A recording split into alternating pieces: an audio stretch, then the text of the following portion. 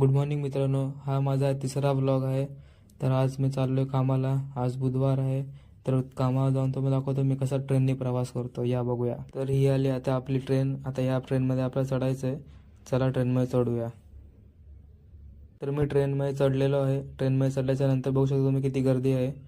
चला, गर्दीमध्ये आता व्हिडिओ काढू शकणार नाही, ठेवतो फोन.